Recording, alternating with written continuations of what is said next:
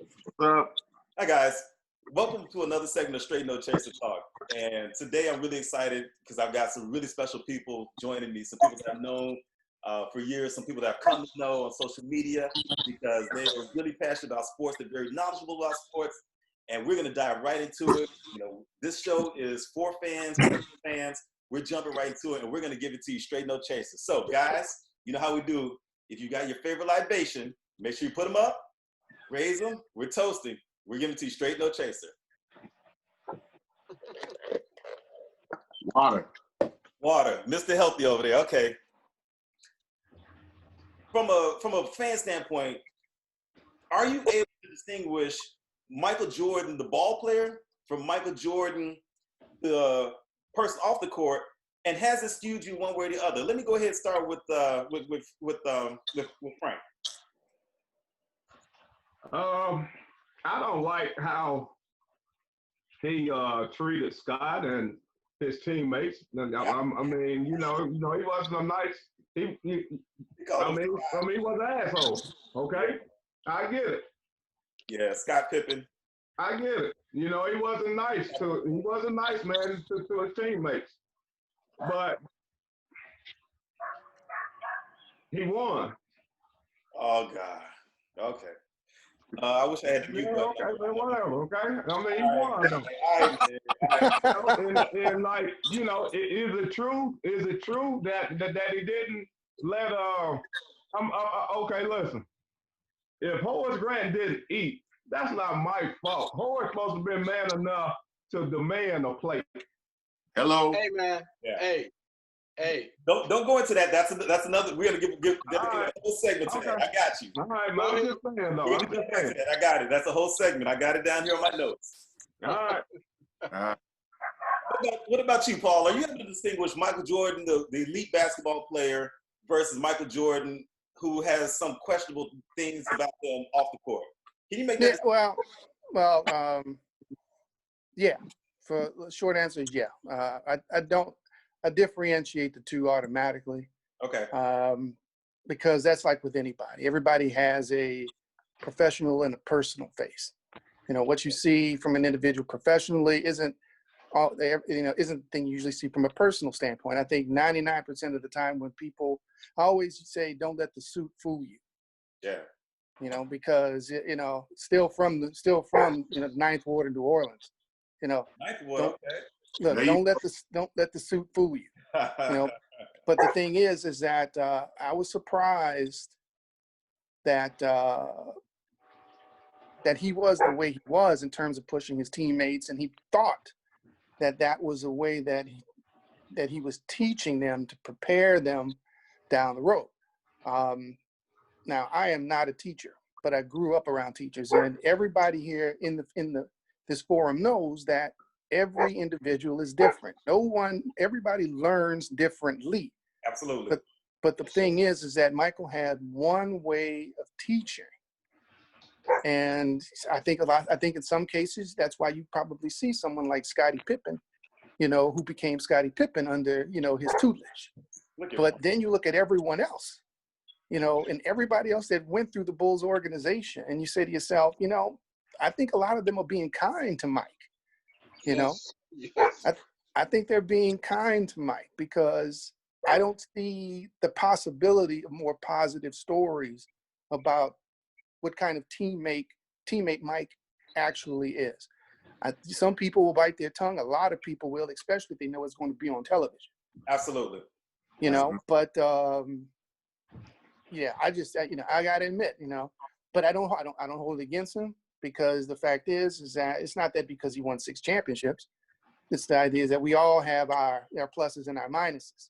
Okay, sounds good. You know what, guys? I had to take a time out. Frank is letting us know that he's got the Michael Jordan shrine behind him. Good job, Frank. Good job, Frank. Okay. Hey, I got Muhammad and I got my Michigan team. See that? Oh my God. My man came, baby. All right. You know what? All right. That's all right. And delete. Right there, I got Iron Mike, baby. I hear you. Oh, Big Kim, what about you? Can you make the difference between the two? I can definitely make a difference between the two, man. MJ, he's on the Mount Rushmore as far as the greatest to ever do it. But looking at the documentary and what he did to win those championships, you know, the scripture says, what shall it profit a man to gain the whole world but lose his own soul? And with Michael, I see that he went all out to go out to win championships.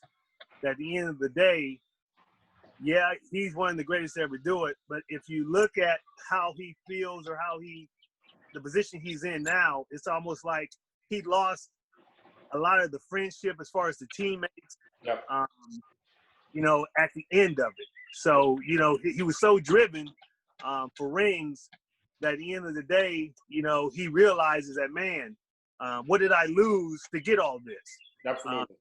And in the documentary, you see a segment where he almost breaks down when he says, hey, yeah, I pushed him, and I pushed him hard, and, you know, but, you know, we won. And then he told the camera, hey, you could tell he was breaking down because I think he realized, man, although I gained a lot to be great, I lost something. What did you I agree. Absolutely. What that is, you know, maybe we'll never know, but it seems like he realizes that, man, you know, a lot of my teammates really don't like me now because of my quest to win rings, that I'm in a place where I have everything. I thought I had everything, but I really don't have everything that I want right now. So that's what I got out of it. Yep. Time provides clarity, right? Time provides clarity.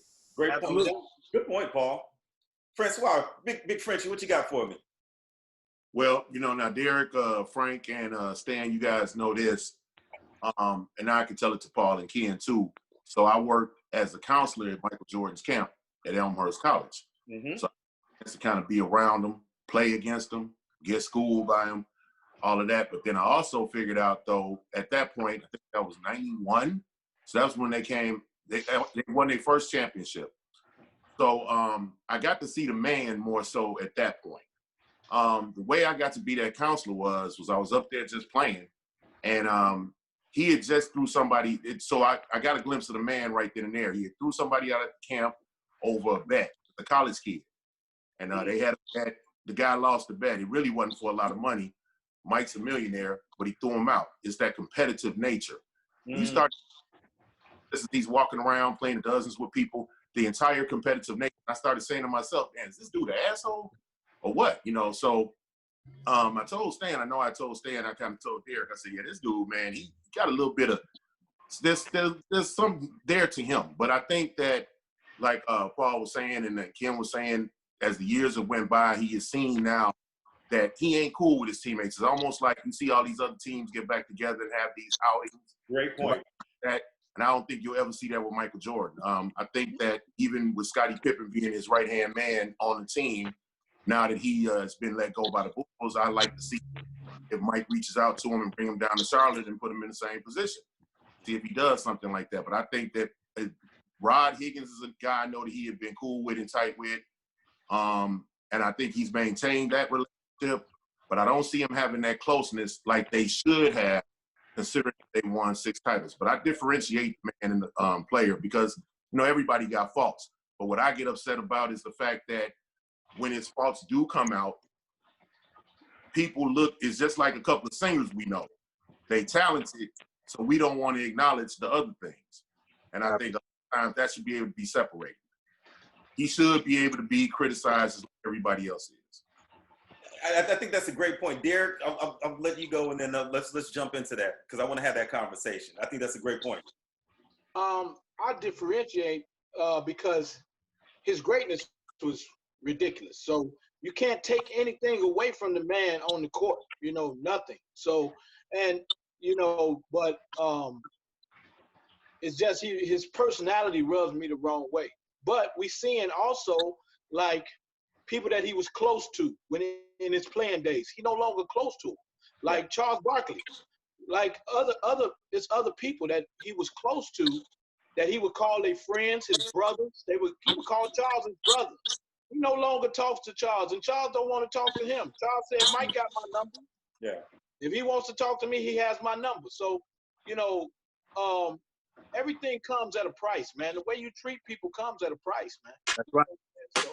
So if that's if that's what he lost, and he'll start seeing it even later on down the line. Like Charles was telling him the truth when he told him, "Hey man, you need to stop getting some of these butt kisses away from you and start hiring some basketball people." Right. You know, and Mike got upset and just stopped talking to him. Come on, man. Yeah. That's not your brother then. If you gonna stop talking to him because of that, you know. Right. So Hey man, you gonna draft? I mean, Right. hey man, the man, he has some demons that he's not even addressing really. You know what I mean? It seems like that. Yeah. Yeah, I'm looking at him and I'm like, you know, at some point you got to change. At some point you got to mature. Mike is mature, but see, money covers over a whole bunch of stuff, man. You know, it really does. You know, and you know, the money start to make you think sometimes you don't need those people in your life that grew with you. You know, so I'm seeing that from Mike, man.